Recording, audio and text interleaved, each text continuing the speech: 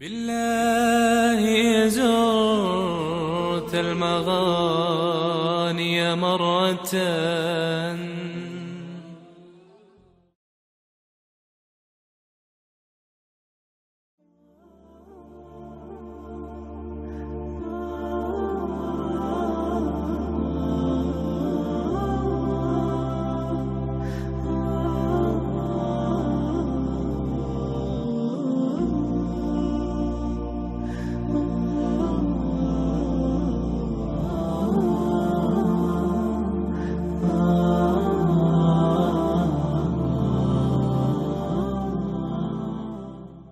Assalamu alaikum everyone, and welcome back to another episode of Ijihad, a web series dedicated to deconstructing anti-Islam polemics while providing our viewers with the most accurate information on Islam and the Muslim world.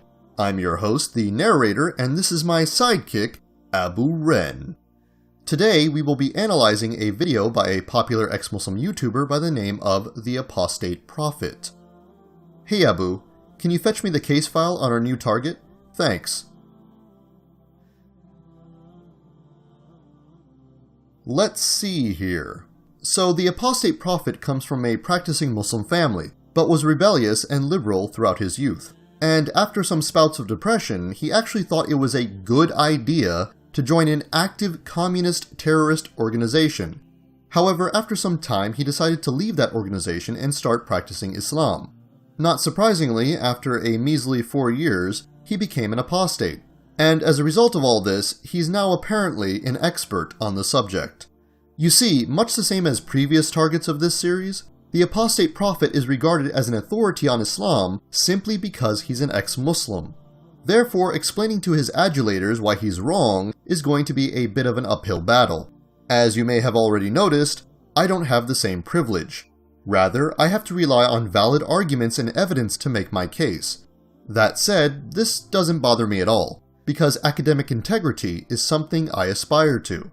But to be frank, this episode is going to take very little effort, perhaps far less effort than any episode prior or post.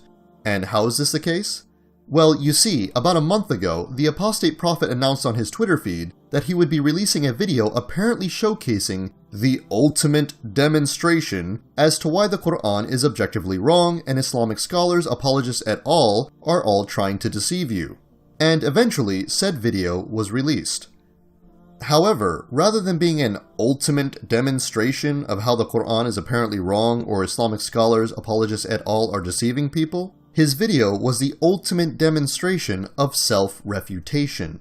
In other words, the Apostate Prophet has literally undermined his entire channel through this video. Now, you don't have to take my word for it because I intend to prove this accusation. But before we go on, let me state the objectives of this episode. Firstly, to show that the Apostate Prophet cannot be trusted when it comes to his understanding of Islam. And secondly, to show that the Apostate Prophet is objectively wrong about most of the things he talks about. So without further ado, let's begin by examining his self-proclaimed ultimate demonstration. Shall we?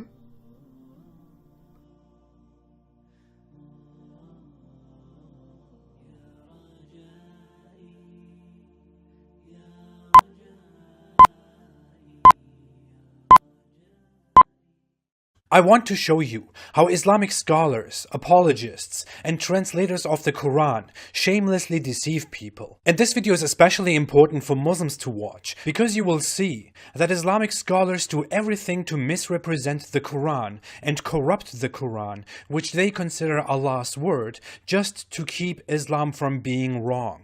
If you're a Muslim, at the end of this video, your trust in both Islamic scholars and your holy book should be heavily shaken.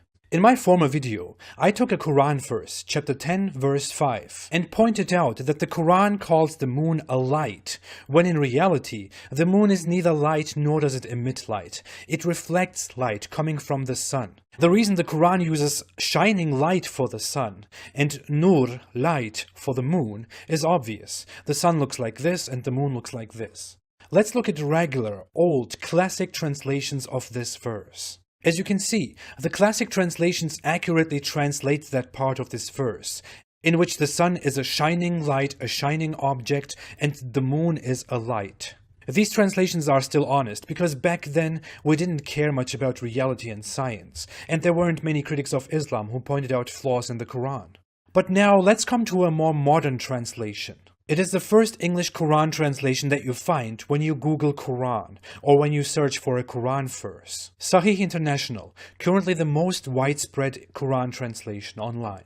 It is he who made the sun a shining light, and the moon a derived light, and determined for its phases. Whoa, do you see that? It says derived light, or a reflected light, although it doesn't say such a thing in the original verse. It just says nur, and the word nur means simply light. In the Arabic text, it only calls the moon a light. The same thing can even be found in another verse, chapter 71, verse 16.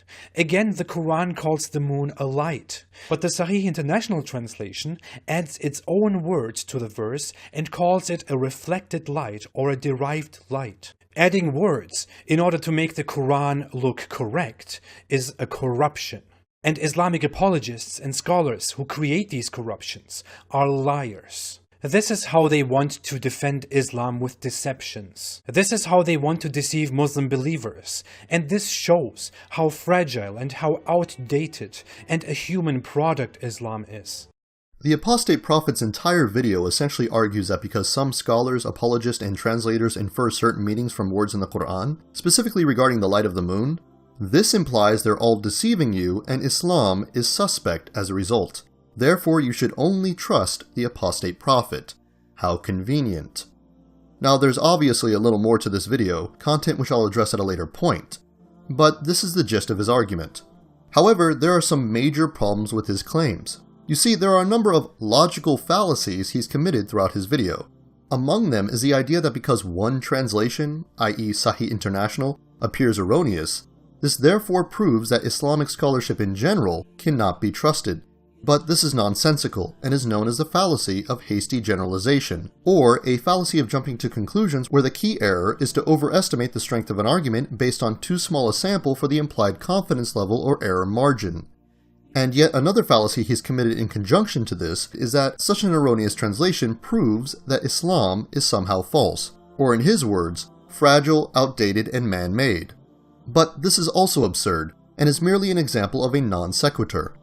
You see, there is no necessary connection between the integrity of an individual and the validity of their beliefs. Just because someone fails to explain an idea correctly does not mean said idea is false. All it tells us is that the person or persons in question are either bad at explaining things, may lack sufficient knowledge of what they're promoting, or simply lack integrity. That's it. But let's assume for the sake of argument that the Apostate Prophet hasn't committed any fallacies. Let's assume for a moment that his argument is both valid and sound. If we buy into his reasoning, we must therefore also come to another conclusion, that the Apostate Prophet himself cannot be trusted and all his claims are objectively wrong. How so? Well, take for example one of his previous videos on the nature of jihad. Let's talk about the meaning first. The term jihad comes from the word for struggle or effort. That means that people who claim it's just struggle are not entirely wrong. The word is indeed struggle and effort, but that's not all. Of course, you can just take the literal meaning of the word jihad and reject any kind of factual criticism of the concept of Islamic holy war, but that would be ugly and dishonest. The term stands for much more than what a totally stupid campaign once claimed it does. The word jihad is used in the Quran 34 times in different forms in 30 verses, and is used almost in all cases in terms of physically fighting for Allah or helping the cause of Allah with their wealth.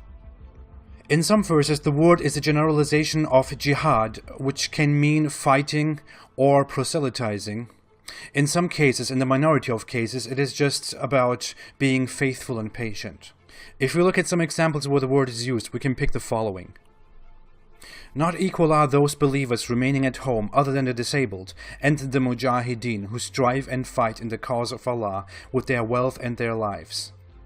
Allah has preferred the mujahideen, those who make jihad, through their wealth and their lives over those who remain behind by degrees. And to both Allah has promised the best reward, but Allah has preferred the mujahideen over those who remain behind with a great reward. This is chapter 4, verse 95. Another example, chapter 61, verse 11, is, "It is that you believe in Allah and His Messenger and strive in the cause of Allah with your wealth and your lives. That is best for you if you should know." Another example of jihad in the sense of fighting is, "O Prophet, fight against the disbelievers and the hypocrites and be harsh upon them, and their refuge is hell, and wretched is the destination."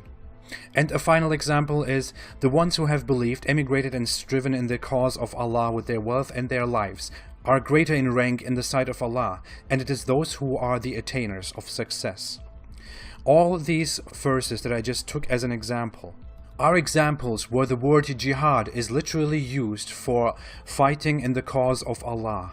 So the word jihad is used in the Quran, in the most important book, the source of Islam, as fighting in the way of Allah. And yet we have moderate Muslims and self-loathing people in the West who want to tell us a different narrative. Even though the scholarly consensus in Islam is very clear, jihad is fighting in the way of Allah. Notice anything odd here? Well, it should first be noted that the translation he's using for this video is Sahih International, the very same translation he's now accusing of deception. And secondly, although he rightly claims that the literal meaning of the word jihad is to struggle or strive, he makes a startling admission that anyone who does not infer beyond the literal meaning of the term is being dishonest. To bolster his accusation, he goes on to show a number of verses from the Quran.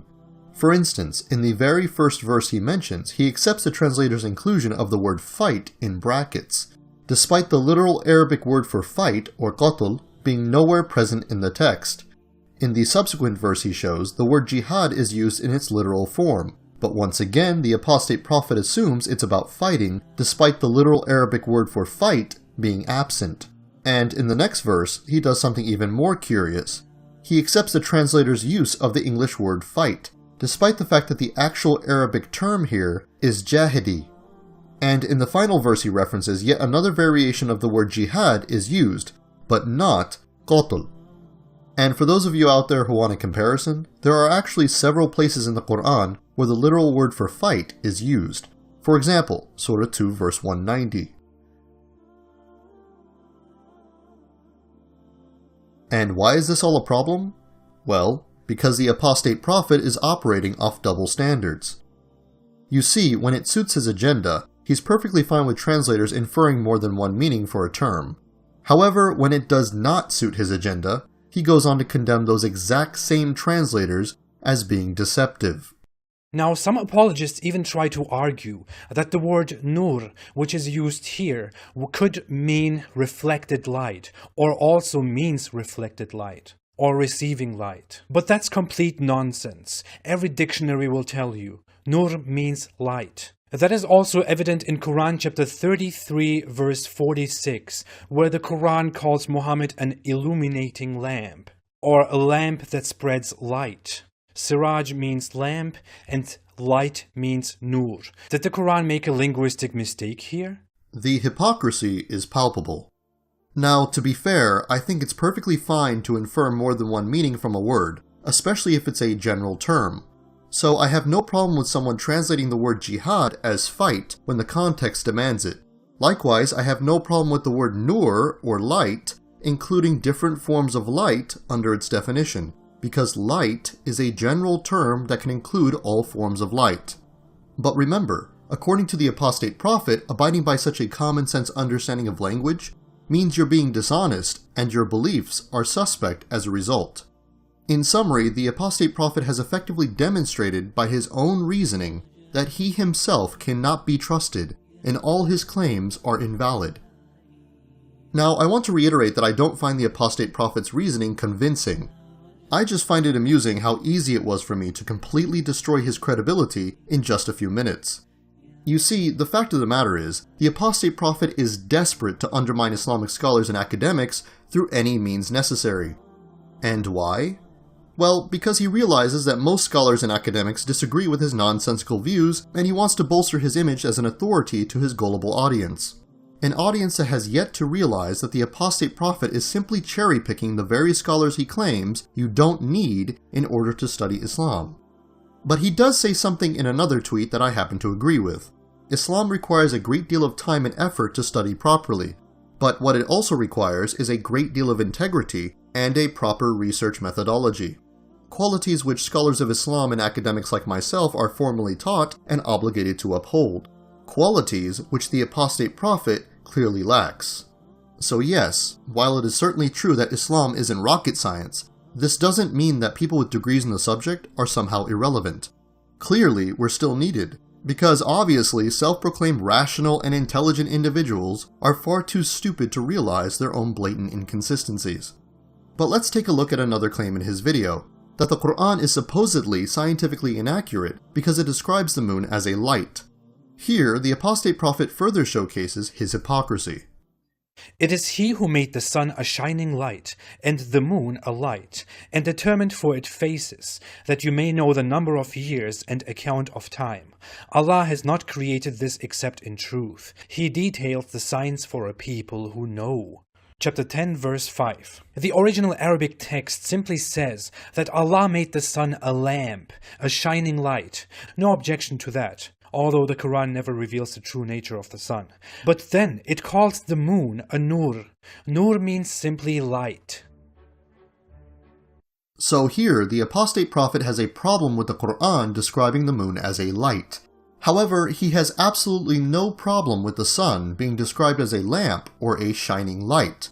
But according to his own methodology, he should have a problem with the sun being described as a lamp or a shining light. Why? Because the sun is not a lamp or a shining light. Rather, it is a star that emits light. It is not a man-made object that holds a source of light, nor is it composed of electromagnetic waves. Rather, it is a natural object made of plasma. Therefore, according to the Apostate Prophet's own reasoning, he too is scientifically illiterate. That said, I don't actually believe the Apostate Prophet is scientifically illiterate. Rather, I think the reason he agreed with the sun being described as a lamp or a shining light is because he understands the use of figurative language. However, because he lacks basic critical thinking skills, he did not attempt to apply that understanding consistently, choosing instead to read the first half of this passage like any normal person would, while reading the latter half like someone suffering from severe autism. But a question remains. Why does the Quran describe the sun as a lamp and a shining light, but the moon as just a light? Well, the answer is quite simple. Because that's how they appear in the sky.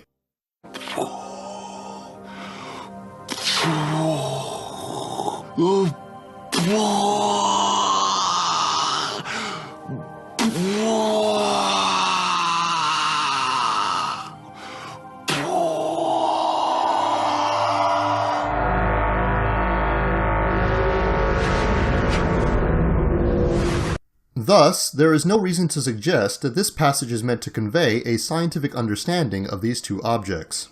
Anyone who suggests otherwise, whether they be Muslim or non-Muslim, is committing a serious error. And yes, I'm even calling out Zakir Naik here. For more information as to how the Quran should be read, please refer to my lecture titled Science and the Quran, A Forced Marriage. In conclusion, if this is the Apostate Prophet's ultimate demonstration, i.e. his best possible attempt at criticizing Islam, then there is little else I can say but this. What you just said is one of the most insanely idiotic things I have ever heard. At no point in your rambling, incoherent response were you even close to anything that could be considered a rational thought. Everyone in this room is now dumber for having listened to it. I award you no points, and may God have mercy on your soul. Prior to ending this episode, I'd like to give a closing analysis. Undoubtedly, the Apostate Prophet and his followers are going to take offense to my video and the tone I've used throughout. In fact, he has on numerous occasions shown his sensitivity to insult, often inferring that Muslims simply don't like him because he's an apostate who criticizes Islam. But I assure my viewers that the reason I'm dealing with him in this manner has nothing to do with his poor attempts at criticism, nor with him being an apostate. Quite the contrary, I'm happy he's criticizing Islam, because it gives me additional material to use to strengthen the faith of my audience. Likewise, I am absolutely relieved that he's left Islam. And why? Well, frankly, because we already have enough idiots trying to represent our religion. So the fewer, the better.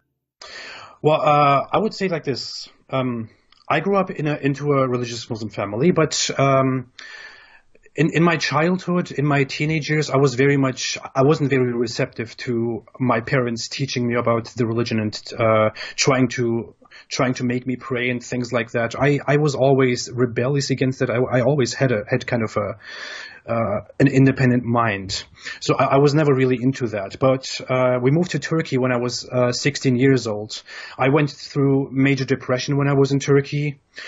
I found myself identifying with things like communism. I was very for quite a long time in my so for some time I was a communist, and I really went very far because I had major issues, major depressions with going back to Turkey and so on, and I found myself openly supporting, even at school, this illegal city. How is it called? Illegal guerrilla organizations, illegal terrorist communist organization, revolutionary organization. I was in an identity crisis. At first I met nationalism, Turkish nationalism, and rejected it as soon as I understood it and saw how nationalists in Turkey are. After a while, I became interested in communism and the idea of revolution and independence, fighting global imperialism. And I was actually part of that and joined a youth organization of an illegal terrorist organization in Turkey. But after studying communism thoroughly for 2 years, I thought it's unrealistic and nonsense. So apparently the Apostate Prophet only left the terrorist organization because he finally realized Marx's labor theory of value was nonsense. Not because, targeting and killing innocent people is wrong or anything. I mean, given his past affiliations with terrorist organizations prior to him practicing Islam, it's probably for the best that he left the religion when he did, considering the strong possibility that he would have eventually joined another one. That said, the reason I'm being so harsh with the Apostate Prophet is the same reason that I've been harsh with others in the past, because he's an obnoxious and contemptible individual. You see, throughout his videos he loves to insult Muslims and generally considers us all a bunch of savages. For example, his perspective on converts to Islam is nothing less than disparaging. So when you convert to Islam, you are actually degrading yourself and you are going back. If the word revert refers to being backwards in human progress, then I think the word revert is completely accurate. Apparently, all reverts are backwards and degrading themselves. Really? Well, as a revert and a self-identified fundamentalist myself, I don't happen to recall ever supporting terrorist organizations before or after my conversion. And I've been a Muslim for 10 years, far longer than the Apostate Prophet has practiced. And even at the most depressing moments of my life, I never entertained the idea that terrorism was morally justifiable. Likewise, I have never met any other reverts or conservative Muslims who had these sentiments. Rather, I and many others have spent a great deal of time and effort risking our lives to fight against terrorism and extremism in the Muslim world. I personally have worked under policy institutes and a foreign government to help combat ISIS within its borders, and I know many Muslims better than myself who are actively engaged in military jihad against terrorists as we speak. Yet, this random idiot on YouTube who only practiced his religion for a measly 4 years, who literally joined a terrorist organization and now allies himself with a diagnosed psychopath and a discredited conspiracy theorist, has the audacity to claim that people like myself are backwards? Seriously? I am so utterly disgusted by this person that I wouldn't even allow him the privilege to clean my shoes. So let me end with a personal message to the Apostate Prophet himself. Reality check.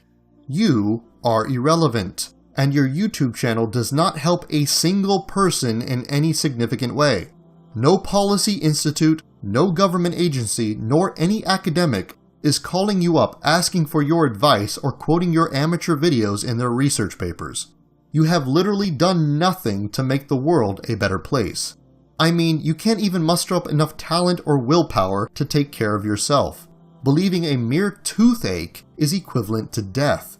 Honestly, the only thing you've ever positively contributed in your entire existence can be found in the very video you're watching at this very moment. And with all that said, I'd like to thank my viewers for watching. Until next time, Jazakallah khaira, Assalamu alaikum wa rahmatullahi wa barakatuh. من البهو هبت رياح هباء فطار القصيد يحاكي الهوى رياح السموم وكف الغيوم تنادي ألا من جلا من البهو هبت رياح هباء فطار القصيد يحاكي الهوى رياح السموم وكف الغيوم تنادي ألا من جلا فسوف يحاك لكم أمتي يريد الفناء ورب السماء فيا أمتي أنصتوا واسمعوا فجل الأمور بدت في خفاء قنابلهم كالسموم تدار فما من صدوق وما من إخاء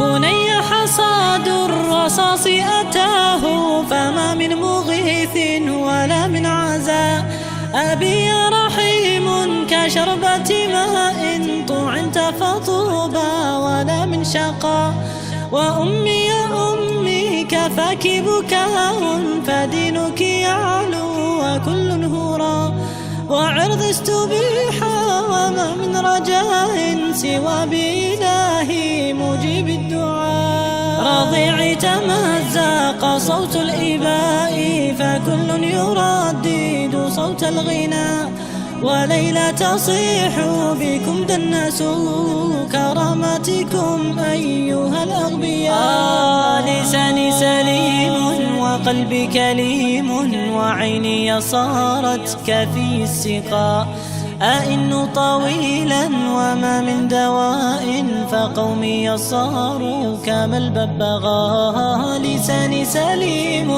وقلبي كليم وعيني صارت كفي السقاء أئن طويلا وما من دواء فقومي صاروا كما الببغاء فهل حلول تعيد السريبا وأين الصمود وأين الإباء ونحن ننام كأهل الرقيب وفي غفلة قد يحل البلاء وأرجو الإله يزيل العناء ويرسل جندا كديم السماء ليعلو الكتاب ويخبو سواه وينصر جندا ألح الدعاء ليعلو الكتاب ويخبو سواه وينصر جندا ألح الدعاء